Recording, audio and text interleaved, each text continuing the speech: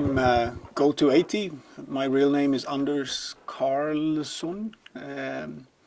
I make 8-bit music mostly, also some other music, and I also do some sort of research about 8-bit stuff, the culture of it and the theory behind it and how it fits with art and music.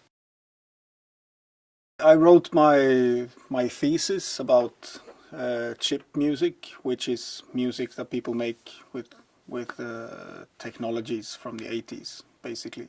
I mean, it's a bit strange that people keep on using these technologies. I mean, I'm one of them too, but I can't really figure it out on my own, like why I'm still doing it. There's nothing special for it, for me personally. It's sort of just all around me all the time. But as a sort of, if I go into my sort of research role, that it's sort of, you go very close to the machine and you really like explore the technology. It's not so difficult and it's not illegal and you're not breaking any license agreement. And if you break it, you just buy a new one. For me, it used to be really important to use the original hardware, and I hated people who used emulators and all the other stuff. Now I've grown up, so now I have a more sort of, and I use also laptops and stuff myself. I make different kinds of music when I sit with a real Commodore 64, and you're just sort of focused on this one machine. It's not like you can check Facebook and stuff while you're making music. It's a really like this connection. I think it's a bit sort of silly to copy the whole thing, because then you're sitting on a laptop and you're not using the potentials of the laptop at all. When I was young, I guess my hero was like Aphex Twin and these kinds of things. That's really what I what I grew up with. I tried to listen to jazz, but I never really got into it. I think I heard some jazz and then, yeah, I want to try to do this and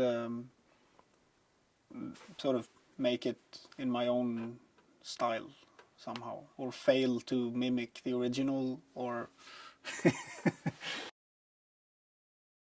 I took the name when I was really like into the 1980s, and also because of an old Swedish computer called ABC80.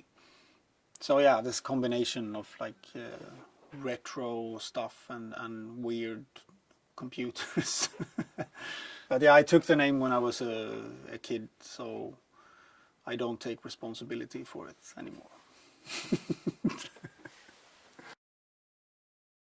I've released records and stuff like this. I mean, not so much. Also recently some cassettes, and then also all these kind of floppy disks, like digital distribution, where you don't distribute recordings of the songs. It's actually the songs themselves.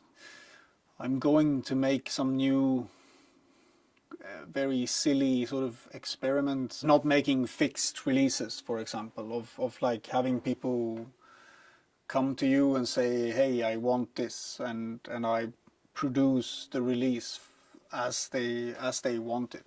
Sort of move away from this old idea of the album, because I don't think it's necessary anymore. There is this book called Retro Mania about by Simon Reynolds, who just described that the past 10-20 years have been so, there's been a mania for retro in everything. Yeah, it's this kind of backlash to the crisis, like new, okay, but we can find something here and make it new, blah blah blah. And also, of course, there's the nostalgia part. It's what people grew up with, so then they look back at it. You can actually go into and go back to the feeling that you had when you were a kid and sitting in front of the big family TV and playing some games. So it's something refreshing, I think, for some people, especially those who are tired of having these massive like possibilities, like you can do anything you want. It's like having a full table of food, but you don't get hungry from because there's just too much food.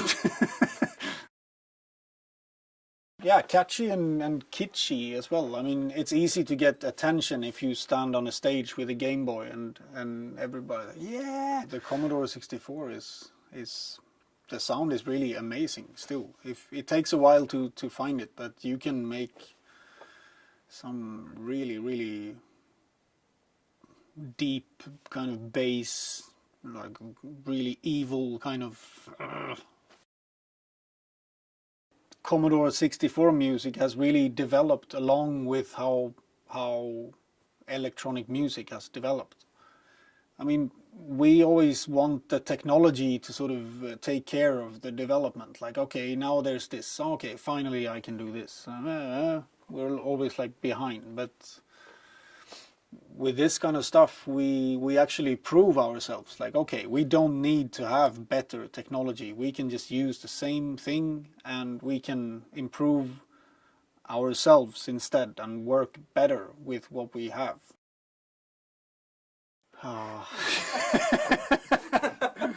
So my fingers are a bit cold.